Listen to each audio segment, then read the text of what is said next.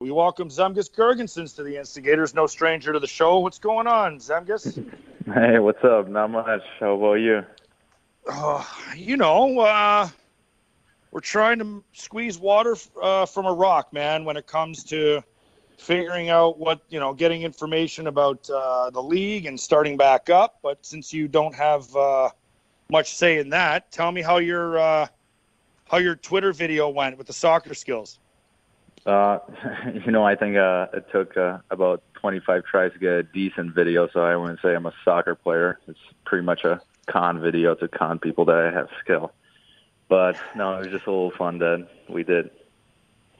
How is Latvian soccer? Like, are Latvians known for their soccer?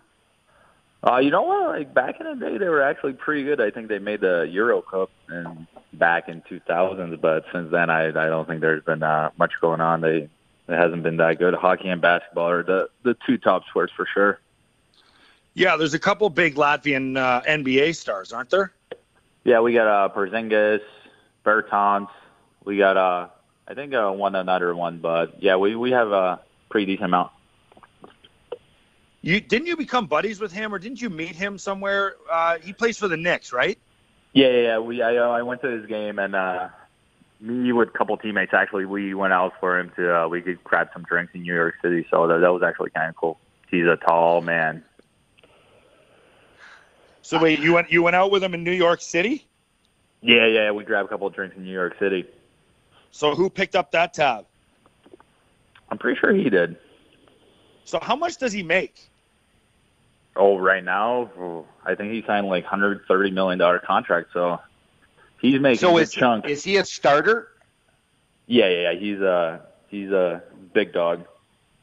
So when you go out with him in New York, do people recognize him and do they come up to him? Like for example, did you go to a club? Did you go somewhere that was hot and happening and everybody was coming around hey, that's Porzingis, man, and some other guy? No. He just had a local spot that was kind of hidden that people knew that it was him and no one bothered us. So it was kind of nice, but it's hard not to notice a man who's over 7 feet. The guy had to crouch down getting in the elevator. So where does a guy like that live in New York? Well, he played in Dallas now, so. Oh, he's in Dallas now. Yeah. All right. Well, what are you doing? This guy is 7'3". Yeah, no, I know. What part of Latvia is he from? He's from a little smaller city by the sea.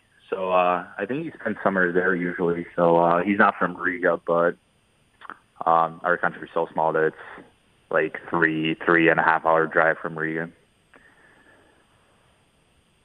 7'3", Riv? 7'3", and I'm just reading up on him now. He just signed a 5-year deal for $158 million. What does he drink, Zemgus? What does he drink? To be honest, I don't remember. I think we just had a beer. It was a kind of long time ago. I think it was like 4 years ago or 3 years ago. Oh, I thought for sure you were going to be like you guys were ordering bottles of Cristal or something like that. Hey, where are you? Are you in Latvia or are you in Buffalo? No, I'm actually in Pittsburgh. Me and my wife built a house here last summer, so we're kind of stuck here. Is that where she's from? Yeah, she's from Pittsburgh, so we built a house here. Oh, okay, all right. So you're in Pittsburgh. I wasn't expecting you to say Pittsburgh. Yeah, I know that's a curveball. So, yeah, total curveball. What are you doing? What are you doing for the break? What are you like? I don't say break, but I mean, during your quarantine, are you able to train? I mean, it's a common question that we've been asking other teammates of yours. I mean, what are you able to do? I'm definitely lucky that now I have a house. I'm not stuck in an apartment. I got a little gym downstairs. I got a couple weights. I got a punching bag down there. Maybe I'll have to watch some of your videos and take it to the bag. But no, we've just been staying at home, doing some house projects, and we did get a puppy, so it's been taking our time up. Hey, I would be the bag. Yeah. I was just gonna say I was the bag and you were the bag. Yeah. You're like, oh, maybe I'll go watch some of your videos. I'm like, just string the bag out and throw a few bombs and then take a spill. So yeah, it's not bad. What's that? It's not bad here. We're a little busy. Zemgus Girgensons joining the Instigators here over the phone, quarantine in Pittsburgh of all places. Go ahead, Riv. No, we were just obviously, with this downtime, there's so much time on your hands. Obviously, I'm sure that you're putting some time into training, making sure that you guys are staying fit. But on this, there's so many hours in the day. Like, what's your biggest pastime? Is there something that you do that you like to kill certain hours of the day? We've been doing some, as I said, some house projects. We've been organizing stuff, so we've been trying to fill days with that, taking care a little bit of the yard and doing some housework. Maybe a little bit of video games, but not too much. That sometimes takes some time. Then just work out, cook a nice dinner, and that pretty much fills the day. That's a so when you routine, go and buy a house, when you're looking at a house, are you saying I have to find a house that has a space for me? Like, do you have a part of the house that's yours? And I'm not saying no one else can go in there, but you're like, I bought this house specifically for this. No, we actually built it. So we so when you built it, or even better, are you like for instance, Zemgus, I played with a guy. His name's Jay McKee. He built a house, and when he built the house, now you don't need a pregame nap room in Pittsburgh. I don't know, maybe you do in the future, but I'm just saying that he built a pregame nap room in his house in the basement. So no one could hear, he couldn't hear, no windows, nothing. No, the bed. That's smart. What's that's that? Smart. I like that. I like that idea. But no, we didn't finish the basement yet, but that's supposed to be kind of the man cave. So that's in the near future coming. All that will be my space. All right. Now we're talking. Do you ever ask, we had Razor on last week, and he asked players around the league for sticks. Do you do that? You ever ask for a player around the league for his autograph? No, I think I only asked Jack or Dolly one time. My friend wanted it, so I think those are the only two I've ever asked.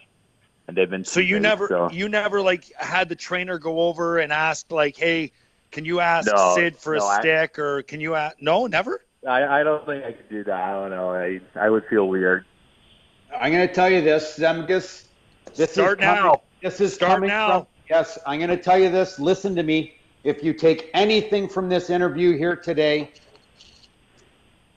don't be afraid to go and ask for the greatest players of your generation that you have played against and battled against.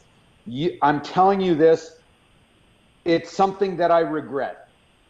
Because as a player, you're thinking, I don't want to bug them. I don't want this. I don't want that. That being said, I wish I would have had all those sticks. Like we talked to Rob Ray the other day. He has over 300 sticks that he's acquired from players that he played against throughout his career. The greatest players like Lemieux, Gretzky. Yeah, that's kind of cool. I'm telling you, man. Cool. I'm telling you this right now. The only advice I can give you personally is don't be afraid to ask for those things, because I'm going to tell you, when you're done the game and you're looking back, it's so amazing to be able to kind of throw all these sticks of all these great players that you battled against throughout your time. I never played with a ton of guys that would get requests all the time. There were some guys, but I played with Marty Brodeur in Jersey, and he always had sticks ready to go for guys, whether it was his own teammates or other players. I don't want to say they enjoy it for ego reasons. I would say they enjoy it because you enjoy it. You actually still look at it like you're still a kid in the game, right? Yeah, exactly. I'll take note of that. Yeah. So that being said, who's the first guy you're going to ask for? Who would be the first guy I would ask? It would have to be Ovechkin or Crosby, I think. Who's better? No, two different players. You don't have to. Yeah, you don't have to say that. I wouldn't put you in a position to answer that question. Riv, you wanted to ask him something? No, I was just going to say, usually a lot of the players that we've talked to in the last couple weeks, a lot of them are watching or have a series that they're watching on TV. Anything that you're watching with your wife or on TV? I think it was a must to watch the Tiger King just because everyone was talking about it, but I wasn't really too. I restarted watching House now, the medical Gregory House show. So I've been rewatching that. What did you say about Tiger King? You kind of cut out. I wasn't really into it, so I didn't see all the big hype about it. Thank you. You know what, Zen? I'm right there with you. I'm so counterculture that I don't normally bite on those types of things, and I bit on this one. Yeah. And I remember I started that when it first came out, and I shut it off. I'm like, I don't want to watch this crap. But all of a sudden, I'm like, oh, maybe I missed something. And then I watched it, and I was just kind of like, yeah, I didn't need that. I didn't need to see any of that. And that's exactly how I felt. Yep, I agree with you. All right, so let me ask you this. Agree with me on this, or don't agree with me. I thought you were having a great year. I mean, as little hockey as I'm sure you want to talk right now, you got to give credit where it's due. What did you do going into this season? Because are you familiar with the term log line or glow line? Oh, yeah, I have Twitter. I've seen stuff. I've seen the picture of us sitting on the log. So how do you feel about that? I mean, you guys were a great line for this team up until the shutdown. No, yeah, I think the line was the key to our success. We all knew what we were kind of doing out there. We really just played simple, and we were just having fun, to be honest. It was fun to play with those two, and I think that was the biggest reason. We just had fun playing. I go ahead, Riv. I was just going to say that does it come down to just feeling like there's the ultimate chemistry?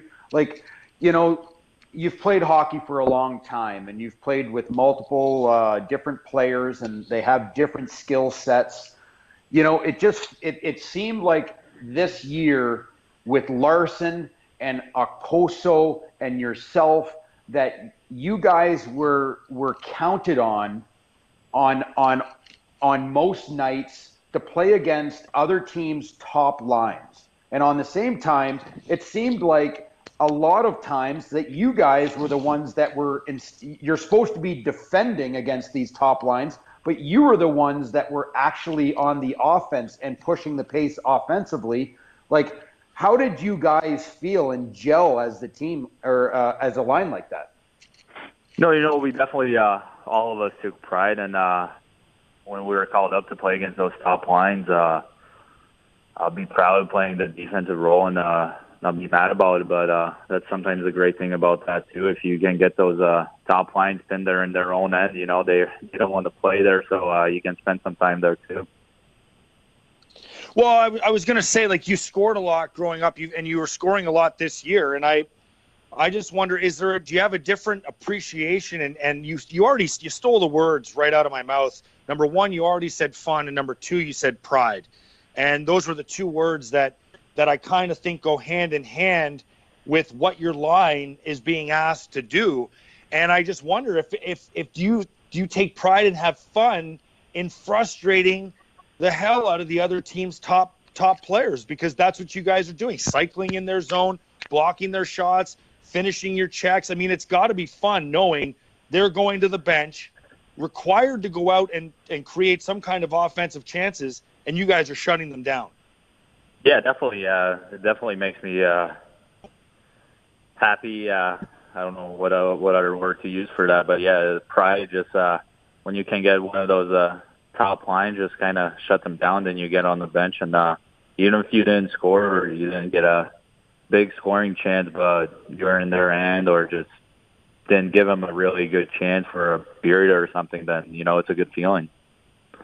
Tell me this before we let you go. Kyle Okposo almost seems like the grandfather on the line, the guy that is almost, would I be wrong in saying that he kind of plays the role of like the leader of that line? because I felt like when he was out, you guys were good, but when he came back, he added that solidifying piece, and it seems like he really helps you in Larsson. No, yeah, definitely. He's an absolute pro. He's not just a leader for our line. He was a leader in the locker room for the team. All these years I played with Oki, I've looked up to him. He's been in the league for a long time. He's accomplished a lot of good things, and I just look up to him. So it's nice when you play with someone that you kind of look up to, and it's easy to play then. You want to work for him, Yeah. Well, Riv, I don't know if you have anything else. Nope. Zemgus, look, hopefully you guys can get back, as quickly as possible. Miss hockey. Last before you go, what goes in the protein shake these days? Protein. What else? Riddle? Like, do you throw peanut butter in there? You got a banana, egg. Are you into kale? You strike me as the kale kind of guy. No, I hate protein shakes, so I buy them pre-made, one of those brands that's already made. I don't even shake them up. Oh. I can't put anything else in it. All right. Well, that didn't go quite as planned. I thought you would be the guy that threw everything in the blender. No blender. Hate smoothies. No smoothies for me. All right, Zemgus, take care. All the best through the rest of this quarantine. And I don't know if you heard, but the league just extended your quarantine to April 30th. So find something else to watch. Yeah, I will. All right, guys, stay safe.